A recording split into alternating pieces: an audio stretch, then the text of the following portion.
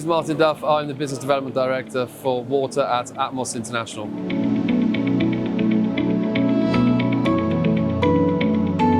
So rising sewer mains are a critical part of the wastewater network. They're installed ultimately to transfer water from a low elevation to a high elevation. So whilst most of the most of the wastewater network is gravity fed, there comes some time where there's an obstacle. You need to be able to go up over the obstacle and then gravity feed on the other side. So a rising sewer main is designed specifically to take sewage or combined sewage from a low point to a high point. It's characterized by always having a pump at the bottom of the pipeline, pushing the sewage up to a high point, and then it will gravity feed off the other side of that. And they are notoriously weak parts of the wastewater system because they operate under pressure. Where you have high pressure, you have the opportunity for things to go wrong. They only make up a small overall percentage of the wastewater network, typically 2 to 3%. But you find that most of the problems that you get in the wastewater network come from a rising sewer main. In terms of them, I wouldn't say that they're overlooked as such. I think in terms of maintenance, it's just there's very little opportunity to put instrumentation on a rising sewer main that can actually give useful information. So you might measure pressure at one point. If you're lucky, you might measure flow, but they're not really that interested in measuring flow generally. So yeah, you just tend to find that there's no real predictability on the condition of that pipeline. So they're generally run until they fail and then they get repaired.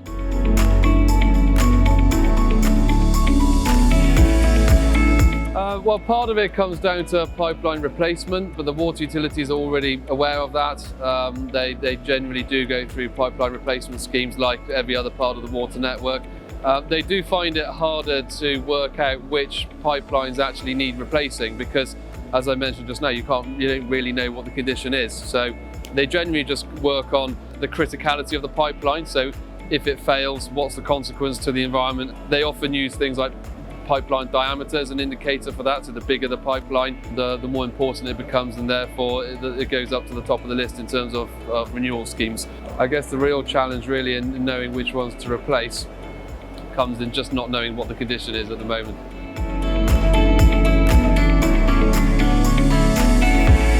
I think that's kind of down to the supply chain to work out for themselves what techniques that they can come up with. At Atmos, we've developed a technique that we use in the oil and gas sector, which is actually very similar in terms of pipeline consequence. So the failure of a pipe, the consequence it has on the environment is quite closely linked to what you see in wastewater pipelines.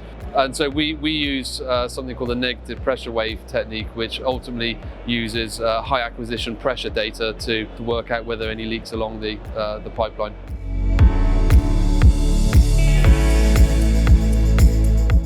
I think the industry collectively acknowledge that they need to improve sensors and instrumentation across the whole of the wastewater network. That can come from pressure and flow as a basic sort of parameter, all the way down to things like turbidity, ingress of water. There's lots of different types of technology and sensors that will need to be instrumented. But the important thing with all of this it's not just about getting data. We have a phrase at Atmos where we say data isn't information, information isn't knowledge, knowledge isn't truth. What the water utilities actually need is truth. They need to understand what's going on in their pipeline, and if they just focus on collecting data, that won't give them the answers. We have seen the water industry as a whole, the supply chain are now beginning to take ownership of the interpretation of that data, so you can get from data to truth. And work collaboratively with the water utilities to do that. So that's actually going to be the most important thing over the next 10 years. It's not necessarily which data parameters you're collecting, it's how you interpret it to get meaningful outcomes.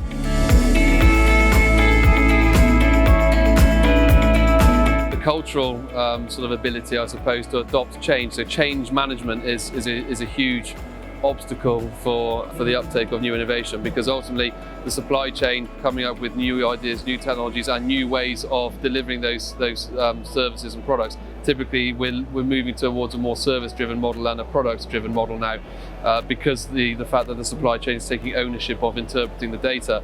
That's a big obstacle for the water utilities, because they have to change all of their own processes and setup to accommodate that, and that's something that will take a long time. I might not be the most popular person in the world when I say it, but we just don't pay enough for our water bills and for our sewage bills. And we could see this clearly. Atmos comes from an oil and gas background where the level of funding is much higher, and in some ways it can fund complacency as well. So you get issues on the other side of the extremity. But the fact that when you have a situation that we have in the water industry where there's just not enough funding behind the water utilities, actually paying for the physical process of change management becomes very difficult. They have to embrace innovation. They've already acknowledged that, because they have to take those perceived risks to get from where they are now to where they need to be. There's not enough money floating around to just do more of the same. So they have to do things differently and embrace technology. But they are still under-resourced, overstretched, underfunded. And if you just make a comparison about what we pay for our water and sewage bills compared to what we pay for our oil and gas bills, and 2 years ago when the prices went very high, everybody complained and everybody continued to pay their bills anyway. I think that just shows if you take a step back, look across multi-sector, the water industry is in a really difficult position at the moment. There's just not enough funding through customer revenue generation to actually pay for the change that needs to be accommodated.